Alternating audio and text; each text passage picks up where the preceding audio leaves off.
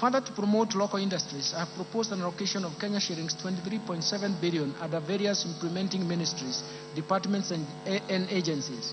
Out of these, 4.5 billion will support establishment of county integrated agro-industrial parks, Kenya shillings 1.9 billion for supporting access to finance and enterprise recovery SAFA project, Kenya shillings 1.1 billion for construction of investor sheds in Athi River, Kenya shillings 1.9 billion for establishment of 6 flagship export processing zones hubs, Kenya shillings 440 million to the development of special economic zones textile park in Naivasha, and Kenya shillings 1 billion for the Kenya Jobs Economic Transformation KJET.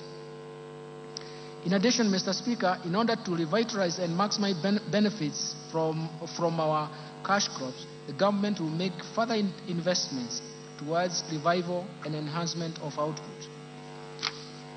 In this respect, Mr. Speaker, I have proposed Kenya shillings 2 billion for Coffee Cherry Revolving Fund. This is in addition to Kenya shillings 4 billion allocated in the current fiscal year.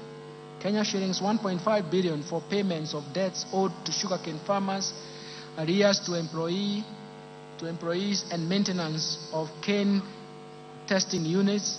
Kenya shillings 120 million for cotton industry revitalization project, and Kenya shillings 150 million for the pyrethrum industry recovery.